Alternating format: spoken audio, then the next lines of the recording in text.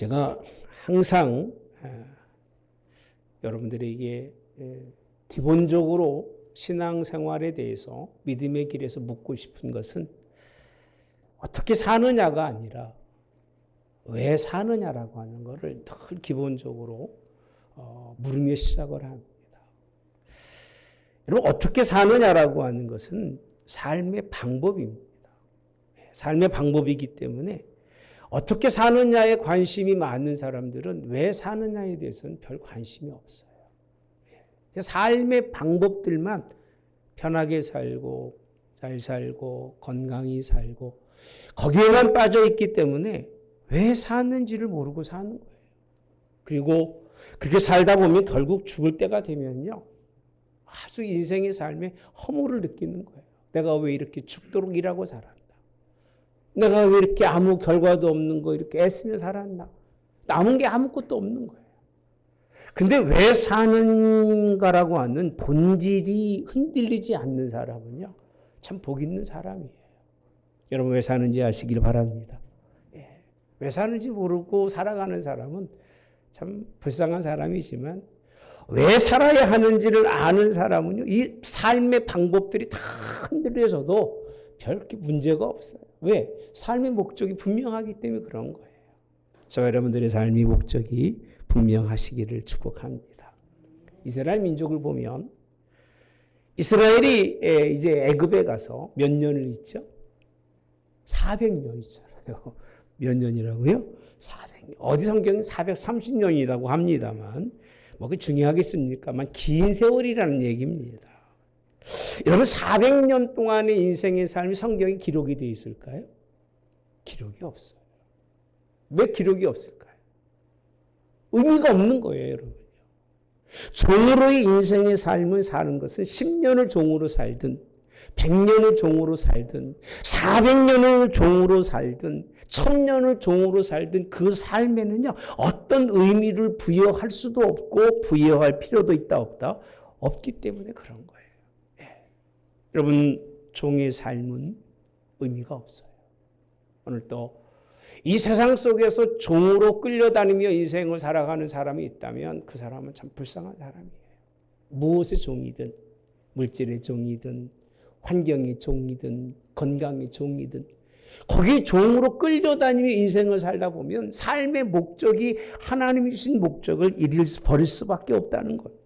하나님은요, 종이 아닌 삶으로 이끌어내면서 그들에게는 새로운 삶이 부여가 되면서, 할렐루야. 이스라엘 민족이요, 광야 40년 동안 있기 이전에 그들이 400년 동안이라고 하는 삶을 이끌어내신 것이 새로운 삶이라는 겁니다. 무슨 삶이라고요? 새로운 삶. 종이 아닌 삶이에요. 저 여러분들이 인생의 삶이 하루를 살아도 종이 아닌 삶이 되시기를 주님이 원합니다. 새로운 삶을 맞았던 그들입니다. 종이었던 그들이 그 삶을 살다가 새로운 삶을 맞았을 때 종이었던 삶의 과거의 시간이 의미가 없었어요. 그죠?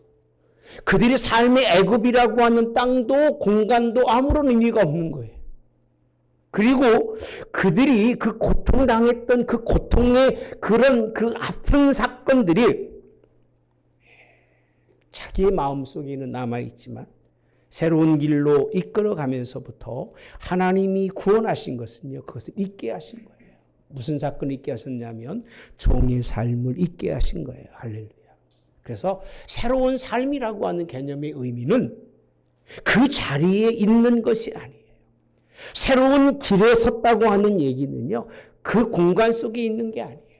새로운 길로 하나님이 다시 돌아가게 하시는 것이 하나님이 원하시는 일인데, 여기서 중요한 건요, 걸어간 만큼 돌아오는 시간이 길다는 거예요. 따라서 합시다. 걸어간 만큼 돌아오는 시간은 길다. 종의 길을 오래 걸었으면 그 종의 몸이 배어있는 습관과 그 가지고 있는 모든 그런 것들을 버리고 하나님 앞에 자유자로 돌아오는 게 쉽지가 않다는 얘기예요. 오죽하면 제가 아이들한테 그런 얘기를 합니다. 너무 멀리는 가지 마라. 돌아오기가 어렵다. 따라서 너무 멀리는 보내지 맙시다. 왜? 오는 시간이 너무 힘들어요. 너무 고통스러운 거예요. 삶의 과정에 있어서 여러분요, 내려가는 시간만큼 올라오기는 너무 힘들어요. 그런 표현 하잖아요. 올라오는 건 막 애써 죽으라고 올라와요. 올라왔는데 내려가는 건 순식간이에요. 그냥 미끄러지면 끝인 거잖아요. 오늘 본문에 있어서 여러분들과 함께 나누고자 하는 것은 믿음의 백성들, 하나님의 백성들은요, 삶의 과정 속에서 하나님이 돌아온 길, 하나님이 원하시는 길, 그 길로 돌아서지 않고 과거에 머물러 있으면 그 삶은 무가치한 뿐만 아니라 내려가는 것만큼 올라오기가 어렵다고 하는 사실을 여러분들과 함께 나누려고 합니다. 어떤 삶이든지 간에 여러분, 뜻이 있고 길이 다르면 그 길은 포기해야 돼요. 따라서 길이 다르고 뜻이 다르면 뭐 한다고요? 포기해야 돼요. 그리고 다시 와야 돼요. 그 원위치로 시작하는 거지 그 자리에서 뭐 다시 하고 그런 법은 없어요. 이런 얘기와 똑같습니다. 여러분 살다가 친구 잘못 만나서 친구 따라서 저기 깡패들 노는 자리에 가서 놀았어요. 뭐 놀긴 재밌잖아요. 그렇죠? 뭔가 그 자리에서 놀다가 생각해 보니까 돌아가야 돼요. 돌아간다고 하는 것은 거기에 있었던 과거의 자기 생각 속에 있었던 모든 것을 다 버리고 하나님이 나를 새롭게 만드신 그냥 아무것도 없이 다시 무의 자리에 가서 다시 시작하는 것이 그것이 새로운 삶의 청산이라고 표현합니다. 거기에 머물러 있지 않고 다시 살 길을 찾는 것이 그것이 하나님이 원하시는 길인데 목사님이 왜 무슨 말씀을 하려고 이런 시작을 할까? 금주도 교계 전통에 따르는 사순절 기간이라고 표현합니다. 사순절. 다 아실 거예요.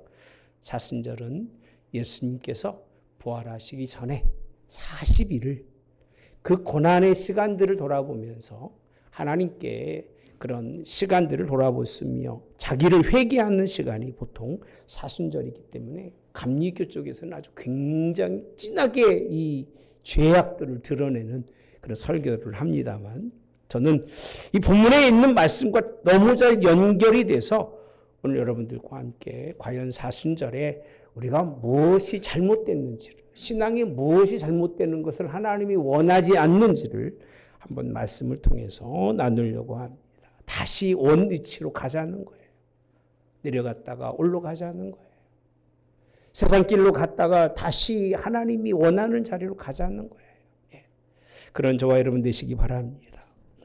이스라엘 민족이 하나님이 그들에게 이끌어낸 다음에 요구하신 게 뭐죠? 하나님 요구하신 게 3주간 전한 게 뭐예요? 하나님의 계명의 말씀을 지키는 거예요. 그게 뭐 하는 거죠? 사랑하는 길이라고 말씀드렸어요. 따라서 마음을 다하고 뜻을 다하고 힘을 다하여 주 너희 하나님을 사랑하라는 겁니다. 이걸 그렇게 말씀을 드렸으면 여러분들에게 그렇게 이스라엘 백성들이 그렇게 전한 것처럼 말씀을 드렸으면 목사님 저는요 목사님 말씀이 아니라 성경이 그렇게 말씀하셔서 정말 마음을 다해서 하나님 사랑하고 살았습니다라고 하면 나는 정말 마음을 다해서 하나님 사랑하였습니다라고 하는 분들 아무도 없어요? 그래요. 없는 게 맞을 거예요. 과거에도 그렇게 설명했지만 5절에 있는 말씀에 가보시면 이스라엘 백성들의 마음을 이렇게 표현해주고 있더라고요. 내가 가서 그 땅을 차지함은 내 공의로 말미암음도 아니요. 같이 봅시다. 시작. 내 마음이 정직함으로 말미암음도 아니요. 따라서 마음이 뭐하지도 않아요? 정직함으로 말미암음도 아니라라고 표현합니다. 여러분 마음이 여기서 정직하지 않다는 의미는 공의는 말할 것도 없고 목사님 제가요 얼마나 성실하게 사는 줄 아세요? 지 말인 거예요. 성실함보다 위에 있는 것이 여러분 정직함이에요. 정직함보다 위에 있는 것은요, 공의로운 일이에요.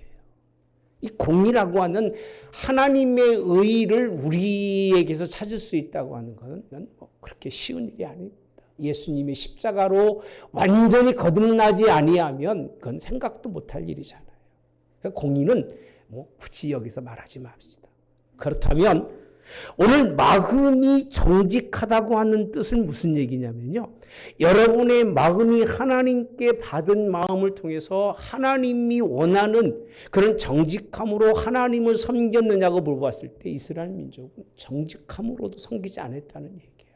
정직하다는 뜻은 뭐냐면 내게 뭔가 올바른 것을 가르쳐 주었을 때에 그 올바른 것에 대한 나의 모든 삶의 지표를 그렇게 세우고 나갔을 때 그 사람을 정직하다고 표현하는 거예요. 그죠? 그러니까 마음이 정직하지 못했다고 하는 의미는 이스라엘 민족이 하나님께 구원받은 백성으로 하나님의 말씀을 듣고 그 말씀을 통해서 사랑하라고, 마음을 다해서 사랑하라고 이야기했지만 정직한 마음을 가진 사람이 없어요.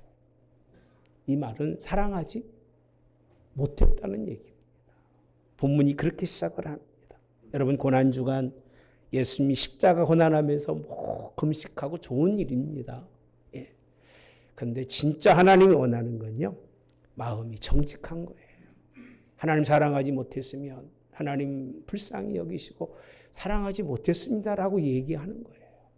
사랑하지도 않는데 사랑하는 것처럼 정직하지 못하게 외형적인 표면적인 것만 가지고 예수님 잘 섬기는 것처럼 그런 마음으로 신앙생활을 한다면요, 그 사람은 하나님께 한 발자국도 못 올라가는 사람이에요.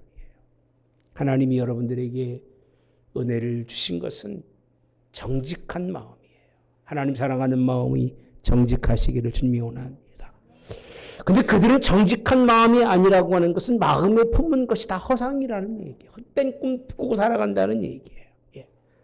그리고 이 쓸모없는 것들로 가득하기 때문에 그들에게 하나님이 허락하신 것이 약속의 땅이 그들의 마음 때문이 아니라 아브라함과 이삭과 누구 때문에? 야곱의 약속 때문에, 그런 맹세 때문에 허락한 거지, 너희 마음을 봐서는 한 자락도 단 한 발자국도 이 땅을 내주고 싶은 마음이 없다는 거예요.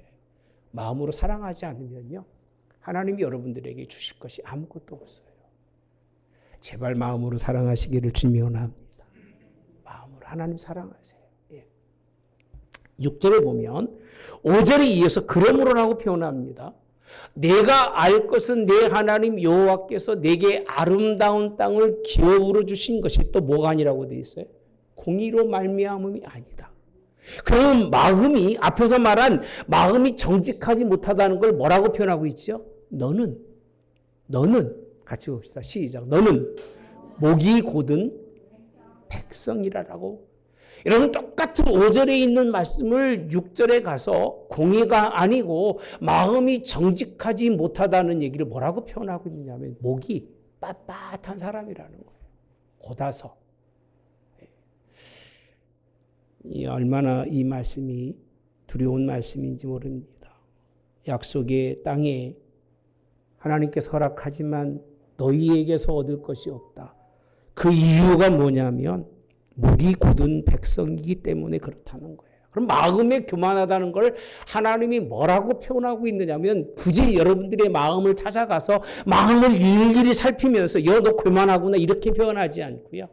사람이 목이 빳빳한 사람이 마음이 뭐하다고요? 정직하지 못한 사람이라고 그렇게 표현해 주고 있습니다. 마음은 드러낼 수 없지만 하나님이 보시기에는요, 하나님이 보지 말아야 할 마음의 교만함은 목으로 드러나는 거예요. 빳빳한 목 가지고 하나님 앞에 서지 마시고 겸손한 여러분 되시기를 주님이 원합니다. 마음을 다한다고 하는 개념의 의미는요, 그 앞에 한없이 부족한 자고 한없이 연약한 자고 한없이 하나님의 은혜와 긍휼을 구하는 사람이어야 되는데 목이 곧은 백성들의 특징이 이제 나중에 보겠습니다만은 하나님의 사랑보다, 하나님의 사랑의 가치보다 진노를 사게 되는 것이 오늘 성경에 있는 말씀입니다. 여러분, 고난주간 아무리 외쳐도 무슨 소용이 있겠습니까? 마음으로 하나님 사랑하지 못한다면, 그래서 하나님의 그 인정받지 못하고 목이 곧아서 빳빳하다면 하나님이 기뻐하지 않으실 겁니다. 7절에 보시면 너는 광야에서 내 하나님 여호와를 경노하게 하던 일을 뭐하지 말고 잊지 말고 기억하라. 하나님이 가장 싫어하는 것이 뭐라고요? 목이 곧은 백성을 싫어하셔요. 그 목이 곧은 백성에게 하나님이 하시는 게 뭐예요? 경노라고 표현합니다. 따라서 합시다. 경노. 경노가 뭐죠? 분이 올라와서 그 분을 다 품어내는 것을 경노라고 표현합니다. 격하게 노한다는 거예요. 격하게 노한다. 뭐 때문에 노한다고 그랬어요? 목이 곧은 것 때문에 그런 거예요, 여러분요. 다른 이유는 없어요, 여러분. 그냥 목이 곧다는 거예요, 하나님 보시길 때는요. 그러니까 하나님 앞에 마음도 숙이지 못하고 몸도 숙이지 못하는 그런 백성들이기 때문에 하나님이 막 노를 바라시는 거예요. 여러분, 애굽 땅에서 나오는 날부터, 자, 다시 보면 7절부터 보면요. 그러면 그렇게 하나님이 싫어하는 일을 언제부터 했냐면요. 내가 애굽 땅에서 나오는 날부터 이곳에 이르기까지라고 표현합니다. 언제부터 언제까지예요? 구원받아서 종이었던 사람, 몸도 마음도 힘도 다 뺏겨서 세상에게 넘겨주었던 사람을 자유하게 불러냈더니 하나님, 이제 내 마음은 내 거예요. 자기 마음이 자기 거가 된 거예요. 이 몸도 누구 거예요? 내 거예요. 돈도 누구 거예요? 내 거예요. 그러니까 하나님, 이제는 나는 자유자가 됐으니까 힘 딱 주고, 누구 앞에서? 하나님 앞에서. 참 바보도 그런 바보가 없어요. 힘줄 때 힘주고 살아야지. 그죠? 힘쓸 때 힘주고 살아야지. 하나님 앞에 힘주고 살아서 자기를 그렇게 구원해서 하나님의 은혜의 자리에 앉혀놓았는데 그 앞에서 힘자랑하니 이것처럼 미련한 사람이 어디 있습니까? 예. 이런 미련한 일이 없기를 바랍니다. 근데 그들은요, 애굽 땅에서 나오던 날부터 이곳에 이르기까지 늘 여호와를 뭐 했다고 되어 있어요? 거역이라고 표현해요. 목이 곧은 걸 뭐라고 표현하냐면 거역이에요. 사랑하라 해도 안 하고 힘을 다하라고도 안 하고, 그죠? 또 뭐가 돼 있죠? 뜻을 다하라고도 안 하는 거예요. 거역한다는 게 뭐냐면 거꾸로 가는 거예요. 여전히 딴 길로 가는 거예요. 가고도 부끄러움도 없고 가고도 하나님 앞에 죄송한 마음도 없고 다 떠나고 당당하게 갔던 이스라엘 백성들에게 하나님이 하시는 말씀이 뭐냐면 정직한 사람이 되라는 거예요. 여러분, 정직하다니까 뭐 돈 계산 잘하고 그것도 정직한 거지, 그죠? 또 인생에 살면서 하나님께 정확히 구별해드리고 감사로 정확히 구별해드리며, 이것도 정직한 것 중에 하나지만 정말 정직한 건요, 자기 마음속에 완악함을 버리는 거예요. 교만한 미친 마음을 품지 않는 거예요. 하나님 사랑하는 마음 되시기를 주님이 원합니다. 하나님은 그렇게 시작하라는 거예요. 새로운 마음으로 이제 하나님 바라보면서 너를 그 자리에서 구원한 자가 누구시니까? 하나님이니까 그만 의지하고 그를 사랑하며 살아가라고 말씀하시는 것이 하나님의 말씀입니다. 여러분, 이 시간에 마음을 찢는 여러분 되시기를 축복합니다. 제발 마음을 찢으시고요. 마음이 찢겨야 목이 쏟아지는 것이고요. 마음이 찢겨야 하나님께 낮아지는 거예요. 마음이 찢기지 않으면 낮아지는 척하는 것뿐이지 아무런 가치가 없어요. 출애굽기 4장 31절에 가보시면 쭉 이제 30절 이하에 전에 보면 모세가 이제 하나님이 사명받고 와서 장로들도 만나고 이스라엘 백성들을 만납니다. 그리고 이적도 행하고 기적도 해요. 41절에 같이 봅시다. 백성이 믿으며 여호와께서 이스라엘 자손을 찾으시고 그들의 고난을 살피셨다 함을 잠깐만, 여기서 중요한 단어가 있어요. 무슨 단어죠? 고난을 살피셨다 함을 듣고라고 표현합니다. 여러분, 종으로 살 때는요, 내게 아무것도 없잖아요. 마음도 애굽 왕께, 물질도 애굽 왕에게, 뜻도 애굽 왕, 자기 건 아무것도 없잖아요. 여러분, 아무것도 없는 사람 하나님 부르셨어요. 그러니까 저도 이렇게 설명하는 게요, 제게 뭐 제 거 있다면 제가 이렇게 설교 안 할 거예요. 제 거 하지. 제 거 아무것도 없어요, 여러분. 그렇게 불러냈었어요. 할렐루야. 근데 그때 그 모습을 뭐라고 표현하느냐면요. 고난이라고 표현해요. 고난. 여러분께 없어야 하나님은 그 삶의 길을 고난이라고 표현하지만 내게 있으면 고난의 길이 아니라 따라서 합시다. 고생의 길. 여러분 고난의 의미와 고생의 의미는 달라요. 자신이 무언가를 받는데 그 받는 것이 무의미하고 그 받는 것이 무가치한 것이 그 목적이 돼서 인생을 살아간다고 하면 그건 고생인 거예요. 고난은 틀려요. 고난은 목적이 있어요. 그러니까 목적이 있이 고난받는 사람은요 힘들지가 않아요. 그러니까 예수님 믿다가 초대교회의 백성들이 하나님 바라보고 하나님 앞에 천국에 설 것을 생각하고요. 다 뺏겨요. 다 뺏기잖아요. 자식도 뺏겨, 남편도 뺏겨, 아내도 뺏겨, 자식도 뺏겨, 물질도 뺏겨, 다 뺏겨요. 얼마나 고통스럽겠습니까? 이런 생각해 보세요. 존재감도 없이 다 뺏겨요. 근데 그들은요, 하나 힘들지가 않아요. 그게 뭐기 때문에 그런 줄 아세요? 고생이 아니라 고난이기 때문에 그런 거예요. 하나님 나라가 그냥 쉽게 주어지는 게 아니에요. 여러분들이 원하는 그런 것 때문에 하나님 나라가 주어지는 게 아니에요.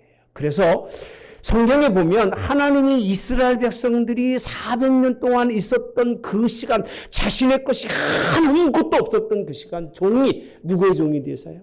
애굽의 종이 돼서 끌려다니는 그 시간을 뭐라고 보고 있느냐면 고난으로 보고 있어요. 근데 그런 그들에게 하나님께서 이제 새로운 삶을 열어주셔서 자유자가 돼서 하나님이 그들의 모든 삶을 책임졌을 때에 그 하나님을 바라보지 못하고 산 그 삶은 뭐라고 표현을 하냐면 고생이라고 표현해요. 40년 동안 이스라엘 백성들이 고난받았어요? 고생했어요? 예? 고생한 거예요. 여러분. 지금도 내가 고생하는지 고난받는지를 모르고 살아가는 사람들이 참 많아요. 참 답답해요. 그럼 어떻게 인생을 사느냐가 중요한 게 아니라 무엇을 위해 살아가느냐의 그 삶에 따라서 고생이 될 수도 있고 고난이 될 수도 있어요. 고난은 기뻐하는 일이에요. 할렐루야. 고생은 슬픈 일이고 아픈 일이고 짜증나는 일이지만 고난은요 행복한 일이고요. 다 죽여도 이 영혼만큼은 하나님께서 나를 책임주실 것을 믿고 나를 맡기는 길이기 때문에 그 삶은 은혜요 축복인 걸 믿으시기를 주님이 원합니다. 하나님이 설명한 것 꼭 기억하십시오. 애굽 400년 인생을 뭐로 보셨다고요? 고난을 살피셨다라고 표현합니다. 그랬더니 막 머리를 숙였다고 돼 있죠. 다시 한번 볼까요? 이스라엘 자손을 찾으셨다. 그들의 고난을 모았다. 살피셨다 함을 듣고 따라서 머리 숙여. 뭐에 따로 돼 있어요? 경배. 목이 곧았어요? 안 곧았어요? 예? 머리 숙였다는, 곧았다는 얘기, 안 곧았다는 얘기예요. 안 곧았다는 얘기예요. 그러면 목이 곧은 백성이라고 하는 얘기는 하나님이 그들을 이끌어내서 광야에서 하나님이 약속의 땅에 들어가기 전에 그들의 삶이 어떤 삶이었다는 얘기예요. 목이 곧다는 얘기는. 그거 다 잊어버리고 하나님도 없이 목이 빳빳해서 하나님과는 상관없는 인생을 살았다는 얘기입니다. 그 삶은 8절에도 말합니다.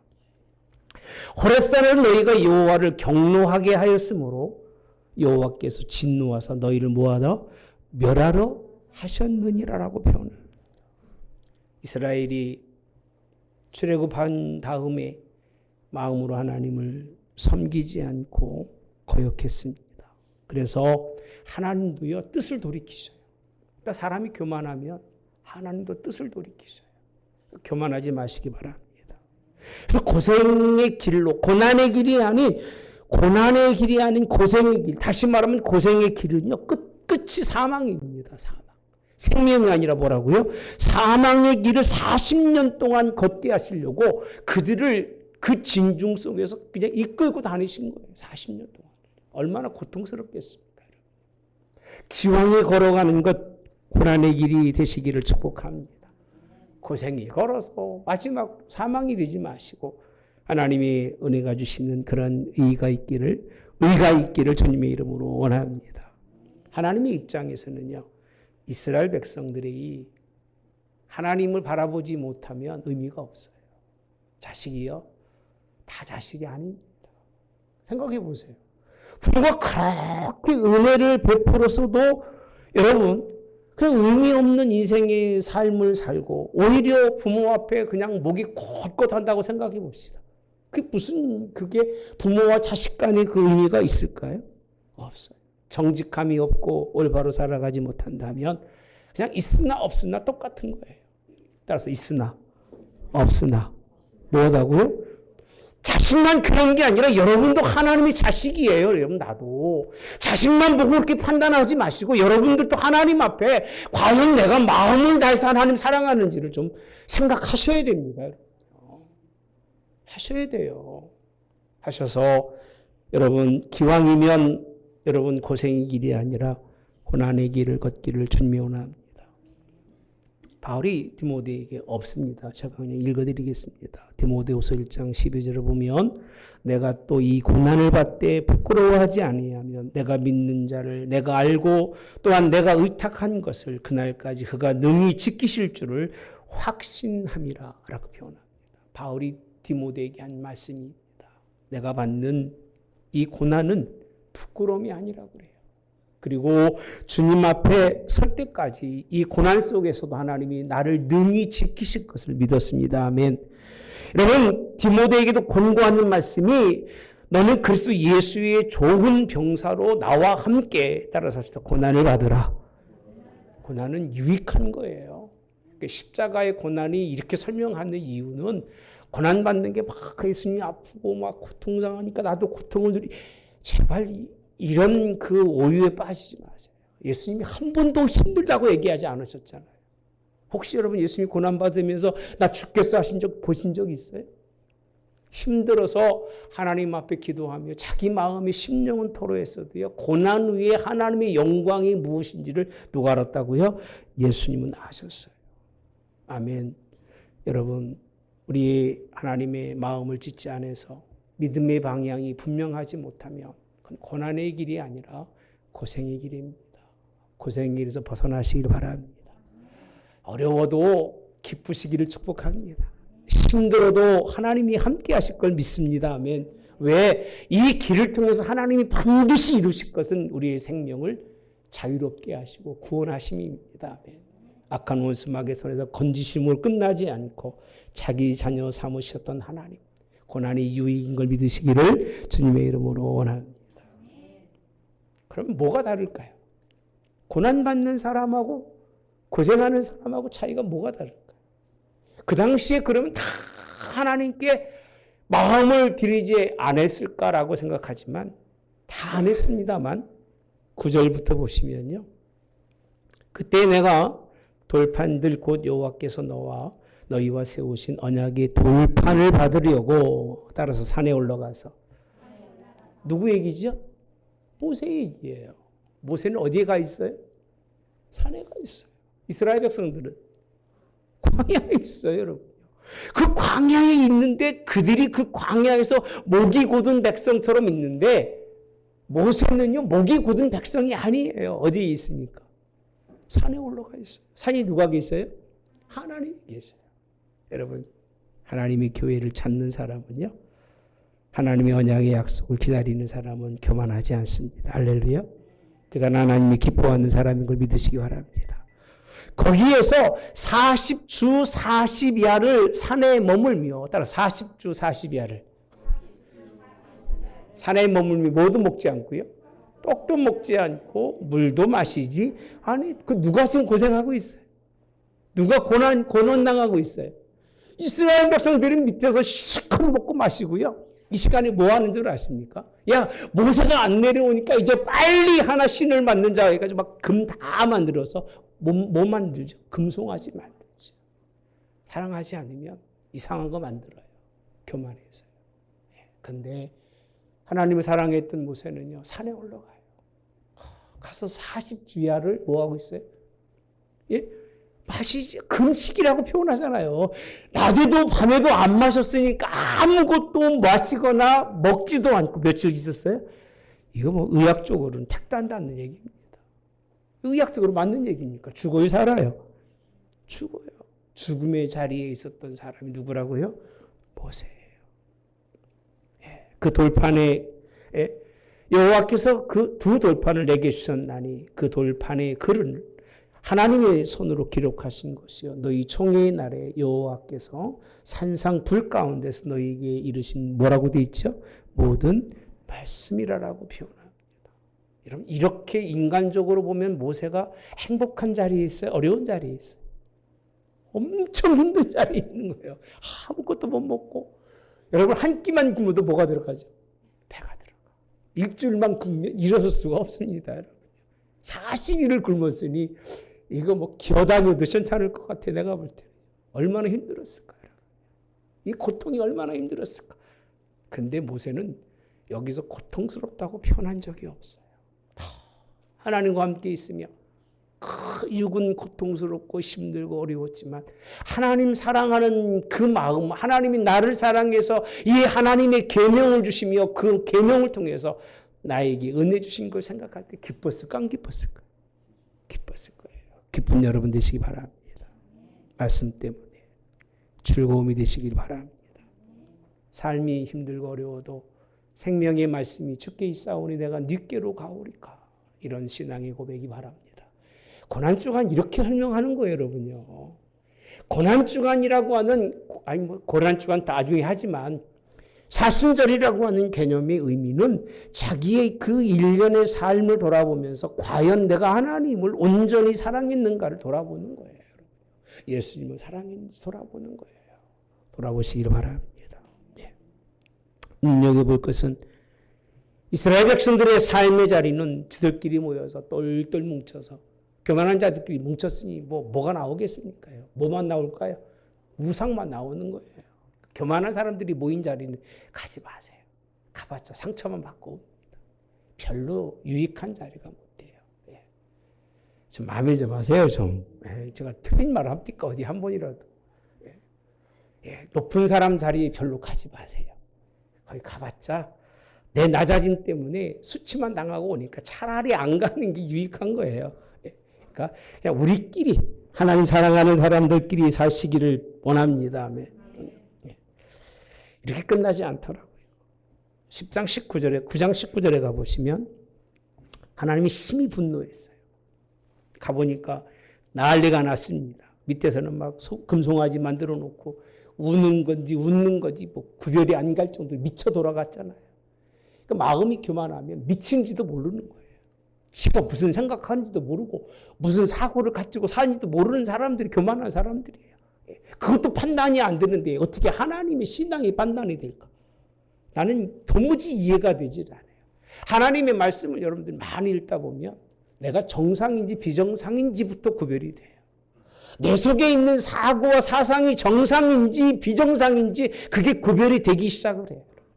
그게 안 되면 여전히 그냥 자기 속에 살아가는 거예요. 자기 세계 속에.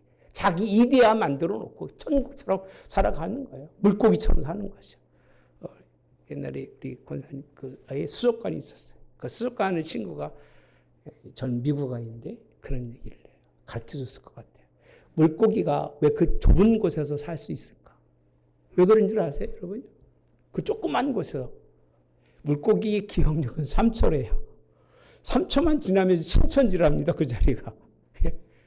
이게 웃을 얘기 같지만 웃을 얘기가 아니에요. 우리도 똑같습니다.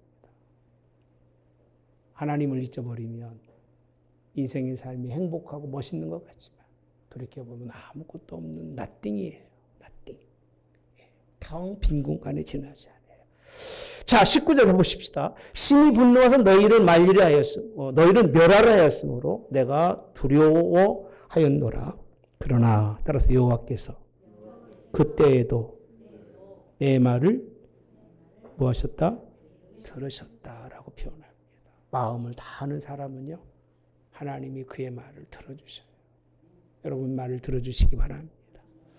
하나님 앞에 와서 하나님 앞에 아무리 얘기하는데 하나님이 기 딱 맞고 너 누군지 몰라. 그러면 예비하는 의미가 뭐가 있겠습니까? 적어도 하나님 앞에 와서 마음으로 내가 하나님 별거 아니지만 주님 앞에 와서 찬양하고 기도하게 하시니 감사합니다. 나를 좀 불쌍히 여겨주시오. 하나님이 들어주셔야 되는 거 아니에요? 네.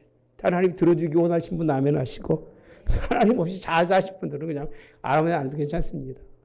그게 하나님 원하시는 일입니다. 또 아론에게 진노하사 그를 멸하였으므로 내가 그때에도 아론을 위해서 뭐 했어요? 기도하고. 그때 하나님이 기도 들어주신 줄 믿습니다. 하나님은 분노하셨지만 한 사람 모세가 하나님을 향해 마음을 다 했을 때 하나님이 그의 기도를 뭐 하셨어요? 들어주셨습니다. 마음을 다하는 것은 하나님이 그 말 전하는 뜻을 아시고 그 말을 들어주시는 하나님의 역사입니다. 응답하시는 역사가 있기를 주님이 원합니다. 모세가 무슨 기도를 했겠습니까? 용서의 기도겠죠, 그죠? 여러분, 광야 40년 길이 단 한 번도 하나님을 마음을 다해서 사랑한 적이 없습니다. 단 한 번도.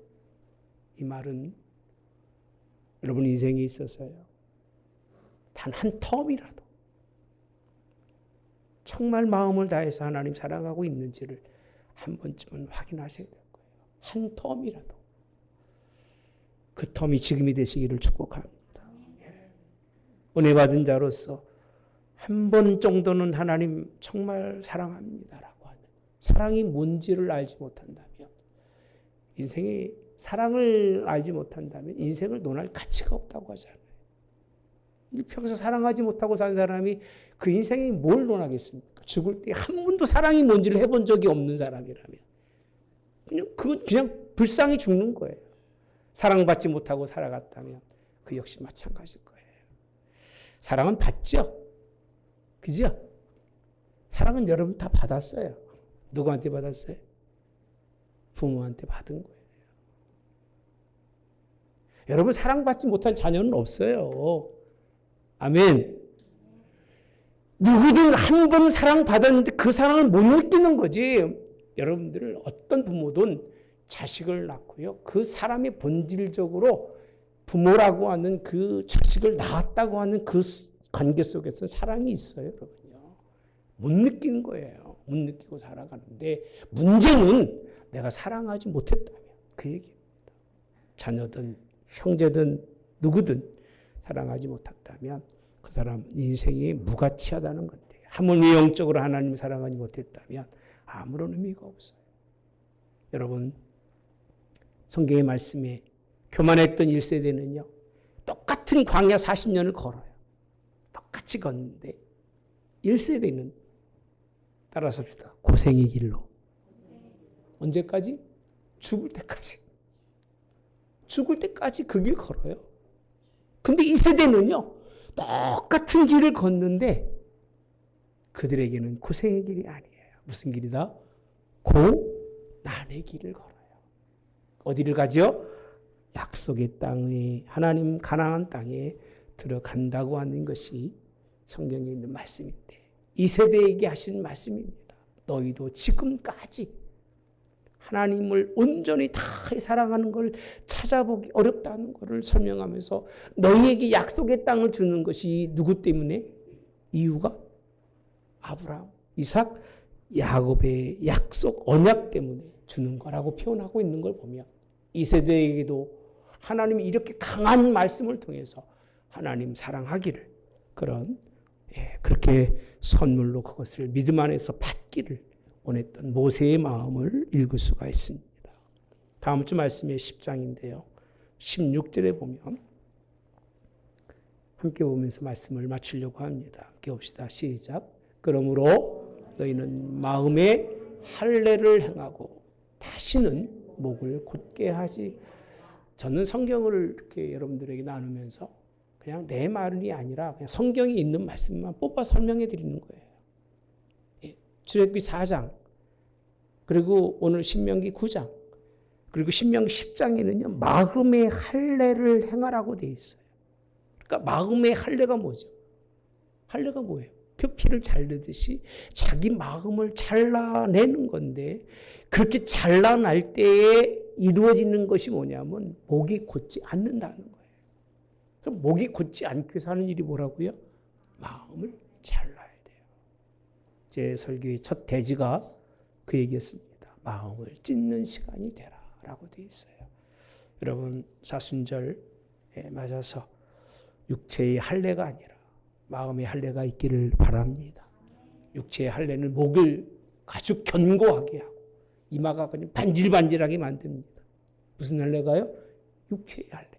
구원받았다고 자랑질 하는 사람들이 대부분이 그런 사람들이잖아요. 반질반질합니다. 유대인들처럼요. 화강석같이 단단하죠. 꺾이지도 않는 그런 인생들인데요. 그렇게 살지 마시고 마음의 할례를 하고 목이 숙여지며 우리 옛날 어르신들이잖아요. 무식한 자는 머리 꺾고 있으지만 열매가 익으면 고개가 숙여진다고 하잖아요. 그렇게 어디서든지 머리를 숙이며 남을 섬길 수 있는 하나님 앞에서는 특히 여러분 완전히 나를 내려놓고 하나님 사랑하는 그런 여러분 되시기를. 이제 여러분의 길은 무슨 길이 아니라 고생의 길이 아니라 무슨 길로?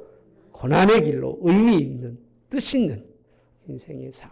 하나님 앞에 섰을 때 반드시 하나님 여러분들을 인정하시고 약속의 천국을 허락하시는 그런 삶이 꼭 되어지시기를 주님의 이름으로 축복합니다. 다음 주도 기대하시고 오시기를 바랍니다. 좋으신 하나님, 고난의 시험에서 실패한 이스라엘은 고통의 길을 걸을 수밖에 없었습니다. 고난의 길의 실패는 길이 잘못된 것이 아니라 하나님이 종된 이들의 아무것도 없었던 이들에게 다 주시면서 그저 나를 먼저 생각하라고, 나를 먼저 사랑하라고, 내게 힘을 다하라고, 내게 뜻을 두라고 그렇게 말씀하시며 그렇게 됐을 때 너희들이 필요한 것을 다 채우신다고 그렇게 말씀해 주셨음에도 불구하고 이스라엘 백성들은 하나님의 이 세 가지 뜻에 단 한 가지도 하나님께 드리지 못하고 그들이 그 인생 속에서 오히려 하나님 앞에 교만하고 목이 곧은 자로 섰을 때 하나님 그들에게 진노하시고 그들을 그 광야길에서 고생하며 하나님 사망의 길로 버리셨던 것을 봅니다. 하나님 우리를 불쌍히 여기시옵소서. 결코 목이 곧은 백성이 되지 않겠습니다. 겸손한 자가 되겠습니다. 하나님 늘 하나님의 뜻에 순종하며 하나님 어떤 인생의 길을 걸어도 하나님의 약속을 분명히 믿고 가서 우리의 길은 힘들어도 고생이 아니라 고난의 길로 하나님께서 얻어 주실 것을 생각하면 땅의 것은 비교할 수 없어 크기에 승리하는 기뻐하는 감사하는 성도로 살겠습니다라고 오늘 또 결단하오니 사랑하는 마음 주셨던 하나님 이제는 승리하는 그런 마음을 주시고 새롭게 시작해서 이기는 주의 백성들 되도록 힘 주시고 능 주시고 하나님 함께하여 주시옵소서.